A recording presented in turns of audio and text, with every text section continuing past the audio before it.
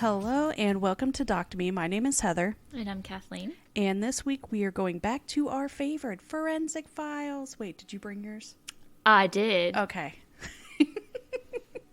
I love any excuse to watch Forensic Files. It makes it an easier week for me, and I love story time because I get to listen to you.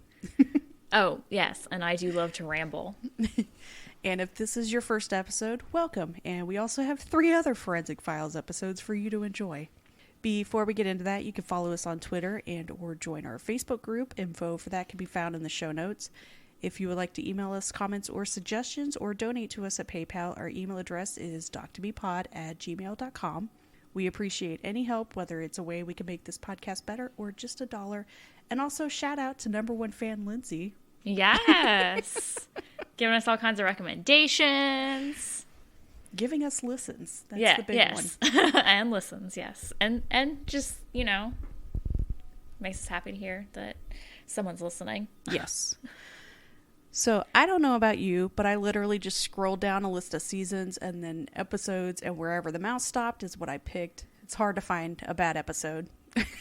Yeah, no, I like how we always have, there's a very slim chance that you're covering the same episode as me, but by the way. Just in case. Yeah, just because I can't help but imagine there's going to be some point in the future where we're going to pick the same episode just because our minds are like a hive mind. No, but I basically just was like, I want to do a Texas episode, and I want to do one that's like nearby. I went with Florida. Good old Florida. Mine was pure chance, though. Do you want to get it out of the way now, or you want me to go first? You go first. Okay. I don't know why I ask. I always end up... Oh, well, in that case, I'll go first. Okay, if you're ready. Tell me. Sit back and drink. Pull God, out that's going to be fun to edit. My show notes. I chose to go with season 6. I actually don't remember what episode number it is, but it's Death Play. It aired June 18th of 2001. Good old 2001. It starts with 38-year-old Stephen Robards falling ill. Episode 5. Whew. Okay, see, I was going to say. Season 6, episode 5. I also chose this one because I remember seeing the Deadly Women episode. And also, there's a Skip Hollandsworth Texas Monthly article, and I love him. And he's the only reason why I subscribe to the magazine. On the off chance there's one of his articles in it. So it's a July 1996 article, and it's a really good read. And he's also interviewed in the episode of Forensic Files, which I think at the time was actually still Medical Detectives. And whatever. Everybody should just subscribe to Texas Monthly. It's like $2 an issue. It's a great deal. He's amazing. Any article that he writes is just... Well, there's a lot of great writers there also. Yeah, but he's my personal favorite. He wrote the Candy one. I believe he wrote a Darlie Routier one. Like, he's just... he's a great writer. He's phenomenal. I know, anytime I see any of his articles, I save those ones for you. I'm a fangirl. So we start with 38-year-old Stephen Robards falls ill. And his girlfriend lives in a nearby apartment. She comes over. They call 911. He basically dies before they can even get him to the hospital. And they just announce that he had a heart attack and he's passed from that. So Stephen Robard was a Texas native. He had been divorced and was working as a mail carrier. Like, he had just recently gotten the job, kind of gotten his life together kind of stuff. He has a 16-year-old daughter that's recently come to live with him after she had a disagreement with her mom's new husband.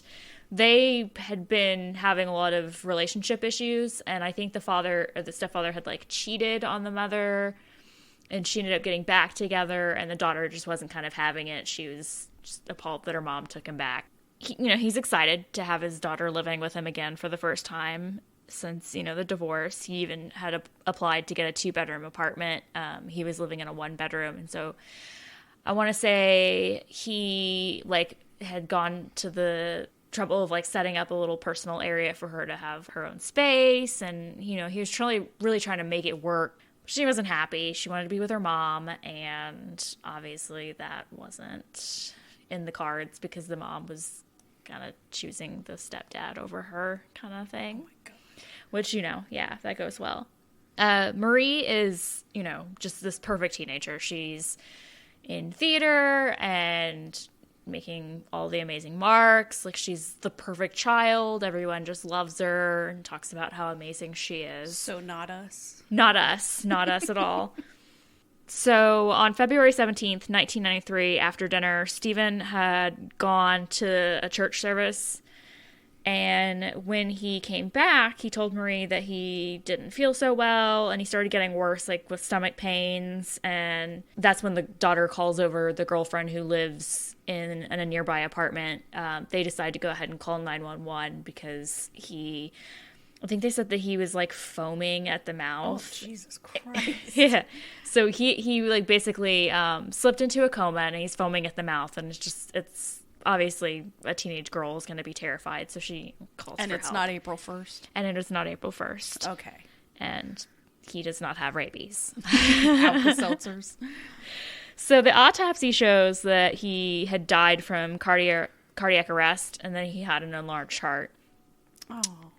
Yeah. That sweet mailman with too big of a heart. Yeah, so you would think that, Marie would end up going back to live with her mother after, her father tragically passes away. But instead, she goes to live with her grandparents. So it's that bad with the mom. It is that bad with the mom. In the Deadly Women episode, they show, like, the scene of, like, her talking to her mom at, like, her father's gravesite, and her mom basically saying, you can't come back and live with me, and you're gonna have to go live with your grandparents because I'm moving. I think she was gonna move to Florida with the stepfather. Like, she wanted to work on the marriage. Oh my God, it's like Twilight. Yeah. Baseball player for the minor leagues. Yeah.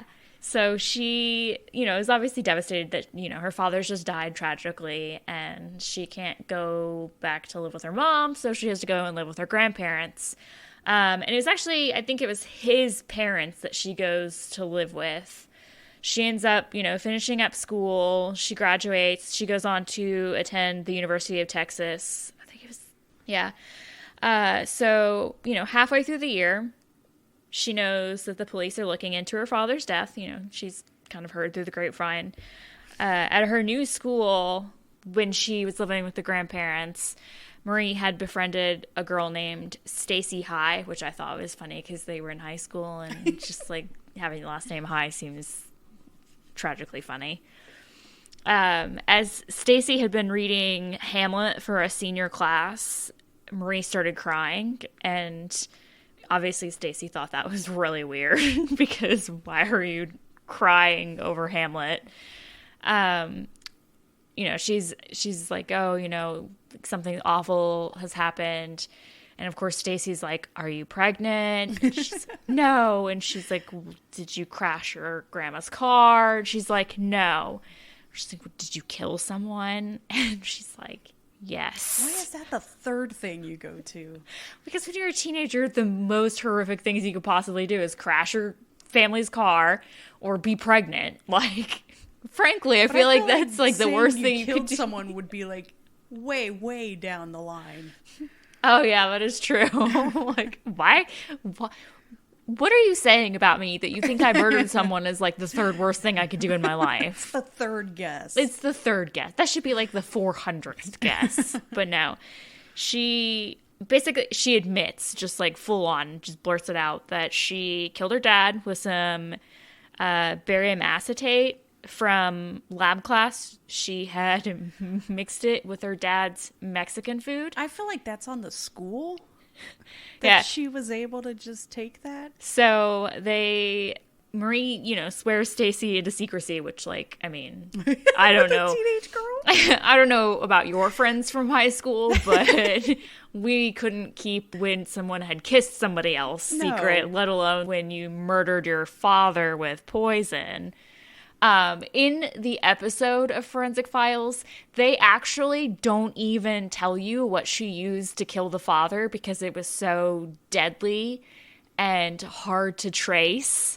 I'm assuming that was just like at the time in the early 90s and not the case now. But I also feel like that would be so hard to even come upon.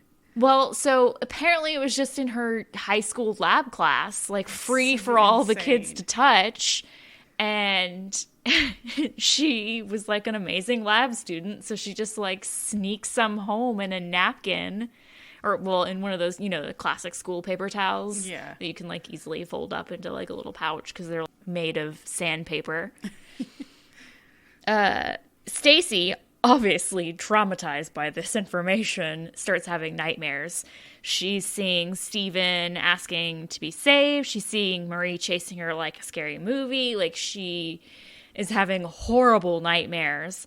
And finally, she gets to a point where she confesses to her mom, and her mom is basically like, I wanted her to make the right decision for herself. Can we just applaud she at least made it like the rest of the school day without spreading the secret? Like, that's impressive. This girl is a tortured soul. So Stacy's life begins to kind of spiral. She's drinking too much. She is starting to miss school. So she finally goes ahead and tells the school guidance counselor that she is keeping a secret. And she tells the police 8 months later. And it turns out that Marie had even gone to the trouble of tearing the safety page for that poison out of the book. In like, they had like the binder of like for poison control and all the, different information for like each thing. Psycho. So she pulled the safety page from the lab book, and so she had pulled the page out of the book, and the poison, like, they had never tested for poison during any of the autopsy, or that one specifically they didn't test for because the machine to test for it is $150,000, and they didn't have that machine at the medical examiner's office in Fort Worth. That's a big city, and they don't have the money for that. Yes, it was She's it was so 100. dumb. She could have gotten away with this so easily. Exactly. That is why I picked this case, because like the Deadly Women episode, the article, like everything talks about how she committed the perfect crime. Yeah. She had gotten away with it. No one suspected anything. If she hadn't opened her mouth, they would have never had any idea. The only reason they even knew what test to run to find the drug is because she confessed what drug she had used. Oh my god. The detectives speculate that she wanted to work in like the medical pathologist's office, and she had wanted to go to med school, so they knew that she knew the poison wouldn't be detected unless they used the mass spectrometer gas chromatogram graphic, which was the $150,000 machine that they didn't have. So they kind of figured that she knew they wouldn't be able to test for it as easily. So and insane. I like made a note that like they said, we will not reveal that poison on this program because it was so rare. And just the idea of testing for it, I was mind-blowing. I was like, but they mention it everywhere else. I have something like that in the next documentary we cover. Yeah, like they mention it in the Deadly Women episode. They mention it in the Texas Monthly article. They mention it in like a lot of the articles I read about the case. But anyways, they go ahead and send the tissue sample off to have it tested for the poison. It turns out he has 28 times the lethal dose. And when they arrest Marie, she immediately confesses what she's done. Like, she's So insane. she just spills it all. But she says that she didn't actually mean to kill her dad. She had wanted to go home and live with her mom. And so she thought that if her dad got really sick, that she would be able to go home. But the police said, Real obviously, quick, how much did she put in there? 28 times the Okay, lethal dose. okay. Yeah. And she would have known, based on the paperwork that she had ripped out, how much would have killed. And she would have known, obviously, that it was extremely dangerous and all of this stuff because she was a brilliant lab student. So she wanted to go home and be with her mom. She didn't even get the chance to do that because then at the dad's funeral... Even, I hate saying it's funny, but it's funny that the mom's still like, yeah, but I don't want you living with me. I died during the Deadly Woman episode when they're standing at the grave doing the reenactment and the mom's like, I'm moving to Florida. And the daughter's just like, what the fuck? So she didn't even get the chance. Like, she killed her dad for literally no reason. And she was even upset about that, too. She was upset that, like, you know, her dad wasn't a bad guy. She didn't hate her dad. She was just really attached to her mom. And she just wanted to be back with her.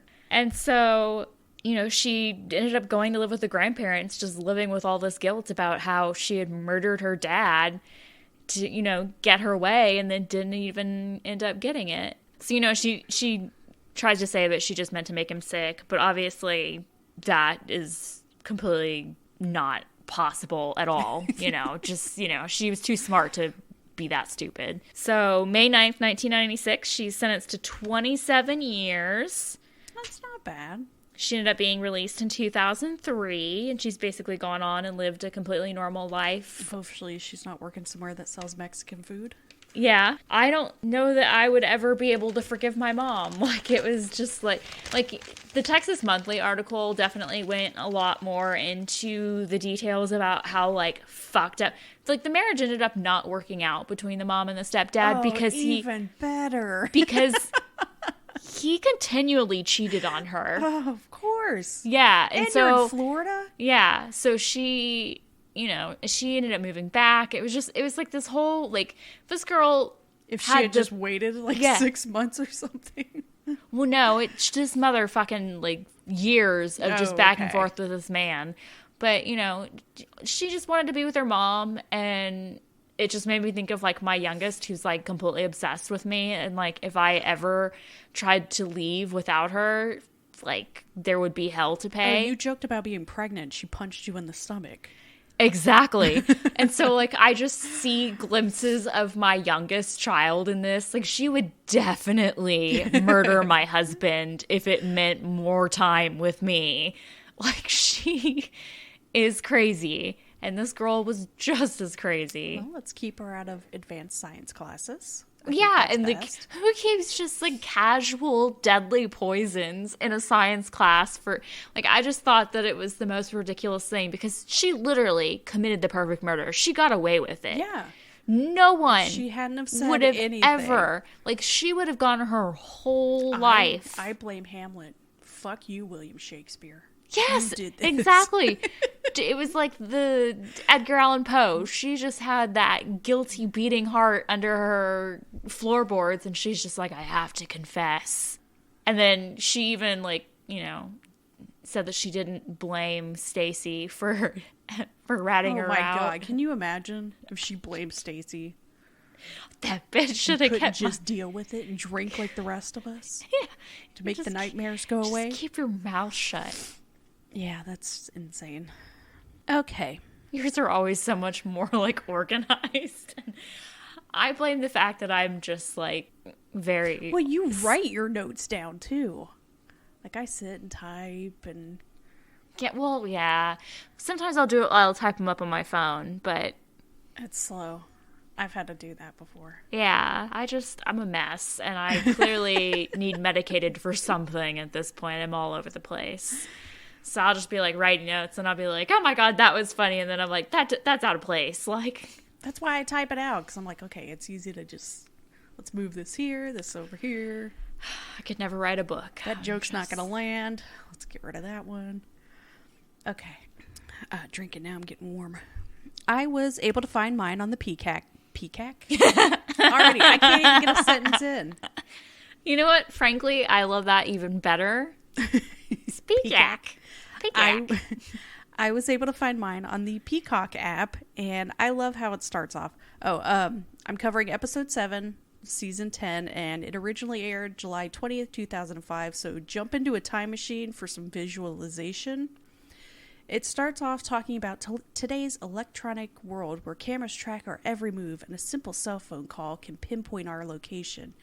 And the narrator says all this with that voice that makes it sound like cutting edge technology. which at the time it was, granted. Is it showing like snippets of like traffic cams and stuff Yeah. like that? Because I am visualizing this episode. But it's this huge ass security camera with grainy footage, and then of course the cell phone he's talking about is one of those tiny flip phones that we used to have. That I used to have, like my first cell phone. Uh-huh. When my kid's like, Mom, I can't show Cutting this. edge technology. I can't show this at school. People will make fun of me. But we're going to unravel a crime in 2 cities. A crime of betrayal, lust, and greed. Cue the theme music. Boom, boom, boom, boom, boom, boom. Oh, So I'm just thinking of... Fuck, I just literally referenced her the other day to my husband, and now I can't remember her name. Oh my God, what is the deadly woman? Detective. Candace DeLong. Yes, literally. And just, yes. So I'm picturing every time I hear the word greed, Candace DeLong saying, oh, it was a little thing called that started with the letter G and ended in R-E-E-D. It's like, bitch, you just say starts with G and ends Just with say D. greed. So we start off with Mike Garvin, a real estate agent in Jacksonville, Florida, and his wife, Shirley. He had been president of their community club, and she was involved in local politics, so rich white couple. Oh, yeah. I can picture it now. January 2003, the weather had apparently been too cold for them, so they decided to take a little vacation and drive down to Key West to stay at a Quality Inn. Already seeing red flags. You're such a Who stays at a Quality Inn? You're such a successful real estate agent, and yet you're making that drive instead of flying, because that's all the way down the coast. And who stays at a Quality And Inn? also a fucking Quality Inn. Are you, like, hooking up with prostitutes? It's Key West. So at some point, he leaves the hotel to go to a pharmacy to fill and pick up a prescription for his wife, and when he arrives back at the hotel an hour later, she's missing. But, you know, they're in Key West, Florida. Maybe she went to go eat, do some shopping, or just walk on the beach. And even though her purse is still in the room, he waits several hours before he finally calls the police to report her missing. Employees at the hotel don't remember seeing her leave, and her friends are even more shocked because Shirley hadn't even mentioned leaving town. So the cops originally thought that maybe she was kidnapped because she was known for wearing expensive jewelry, even though, again, it's Key West. Yeah, everyone there is a little... Kind of classy. Police bring in tracking dogs who can't find a scent outside of the room, and the police find a pair of sandals abandoned on the beach which seem to match a pair that Shirley owned. So maybe she died in a swimming accident? They bring Mike in for an interview so they can get some background information and maybe work out a timeline. He says they arrived at the hotel in Key West after a full day of driving, and he left her there to get settled in while he went out to pick up dinner for them. So he ordered 2 meals, they ate, and then they went to sleep. Except the bartender at the restaurant only had a receipt for 1 meal. Oh, dun dun dun. Was the bitch even there? And Actually, I shouldn't call her a bitch. That's rude. No, she's... Okay. And a security camera at a gas station in Miami only shows Mike. Miami. So you've been driving all day, and she doesn't need to go pee at any point? Then the cops start looking at security footage from toll booth cameras, and even though Mike insisted Shirley was in the passenger seat, the footage shows an empty seat. He's so stupid. This is the dumbest man I've ever heard.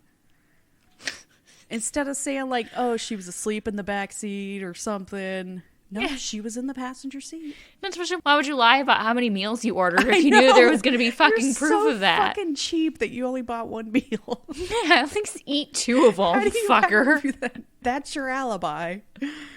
Like, I could make room for 2 meals if I needed to pretend I had a second person. So now the cops are thinking, she never even left Jacksonville with him. It all falls apart so quickly. The cops go to his real estate office to talk to his coworkers, who were quite surprised to find out Mike was even married. What?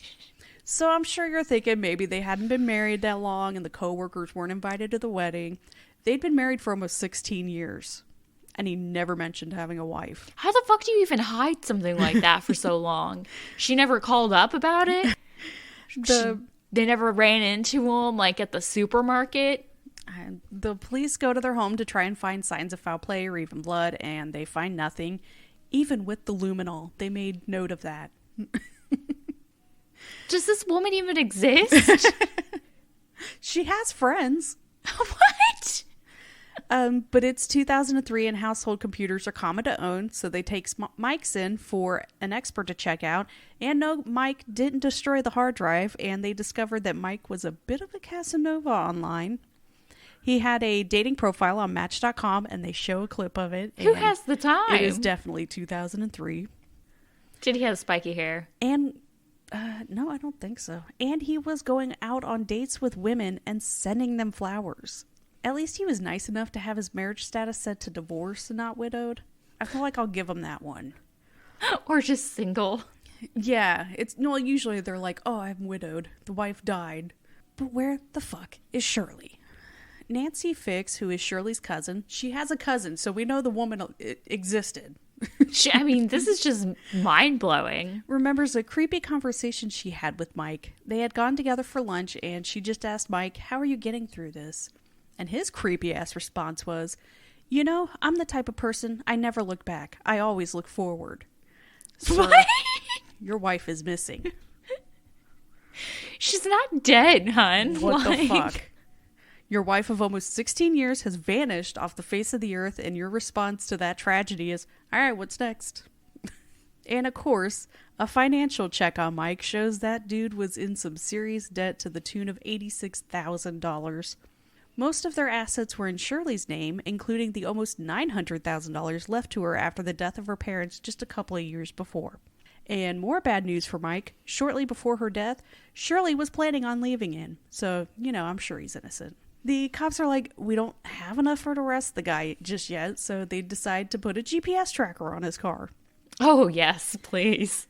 And then they show an awful graphic of satellites in space to explain how GPS works. I'm sorry you had to miss that. This is like some NASA shit with like satellites in the... Oh, no. They did not have NASA money to make this graphic. About 6 weeks after Shirley's disappearance, they tracked Mike's car to an abandoned golf course in a state park 20 miles from his home, which is also the same location where he received a cell phone call on the morning he left for Key West. Who was this call from? We already talked about how broke he was, so maybe that's where he goes to play golf, an abandoned golf course. Cops take cadaver dogs up there, where they hit on a pond nearby, but after a week of draining and searching the pond, nothing is found. 10 days later, Mike makes another trip to the area. The cops are tracking this, so they contact a nearby park official who spotted not only Mike, but his girlfriend. Oh, no! The man knows how to grieve. So after they leave, the cops come back to search the area again and find a spot with no grass, less than 30 feet from where Mike had been parked. It's Florida. It's all grass, swamps, or ocean. So if there's a spot where there's no grass, they dug up the area, and sure enough, they find a body wrapped in trash bags and duct tape. Oh, man, the girlfriend was helping him get rid of her? Nope.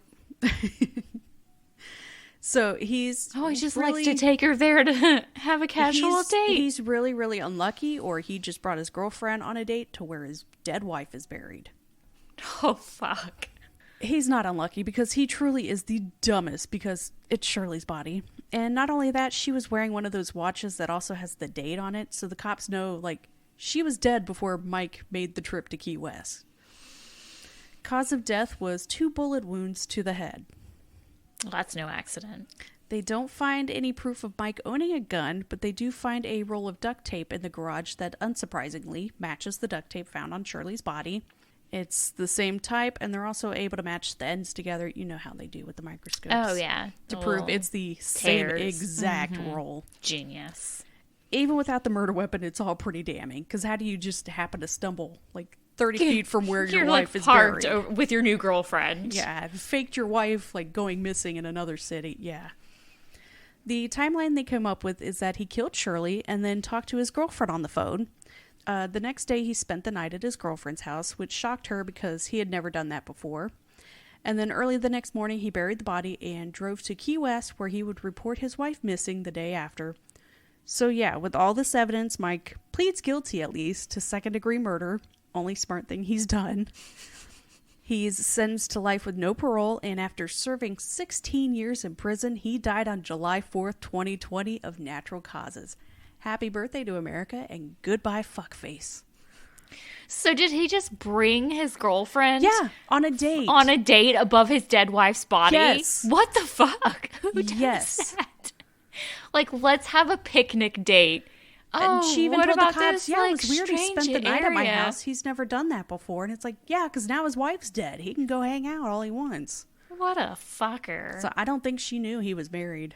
That's wild. A weird thing they kind of discussed is shortly before his marriage to Shirley, his first wife died by hanging herself in their basement. And there's nothing to investigate because he had her body cremated shortly after.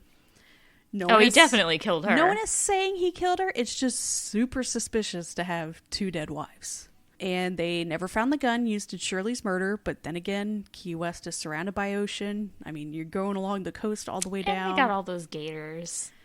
And it also came out that Shirley had helped pay for Mike's daughter to go to college. And this asshole still killed her. Man. And Put your kid through college. I know. And the Quality Inn he stayed at for his alibi is closed, so no road trip for us. Thank you, Forensic Files, and fuck you, Mike Garvin. I think we can afford a little bit better than Quality Inn anyway. Just saying. I mean, we're not making any money from this, but... Yeah, we're going all the way to Florida. We're not staying at a Quality Inn. And we're sure as fuck not driving. No. Fuck that. It was a beautiful case. Beautiful. I really thought the girlfriend was going to be involved in this. It was just dumb thing after dumb thing for him to be caught. Just the first thing was his, like, yeah, we went and got food. We got 2 sandwiches. The bartender right away is like, he got 1. I got the receipts to prove it. God, I could eat 2 meals for a murder cover-up. Well, I mean, you eat 1 and then you, like, take a nap, wake up, eat the other one. I mean, sometimes when I'm in a mood, like, I can eat both at the same time. But you have to make sure that you use 2 forks, because if you only use 1 fork, they're going to know. I know how to play this whole, like... But then I was like, did he leave those sandals on the beach, or was it just a coincidence somebody else left their sandals? And it just worked in his favor, at least for like an hour. I don't think he left the sandals, because he's not that smart. No, yeah. I think that maybe somebody just forgot their shoes. Yeah, that's... Yeah. If you're too stupid and you're having your girlfriend hang out above your wife's dead body, like... It's so gross. This is the perfect picnic spot. But honey, why are we in the woods? There's no view. We will be back next week with the Amber Hagerman documentary that just came out. And it's a doozy. I cried a lot. Thank you for listening, and we'll be back next week. Bye. Bye. Thank you for listening to Doc to Me. The opening music is by Twisterium. For comments or suggestions, we can be reached by email at doctomepod@gmail.com. Find us on Twitter at doctomepod and find a link to our Facebook group in the show notes. Thank you.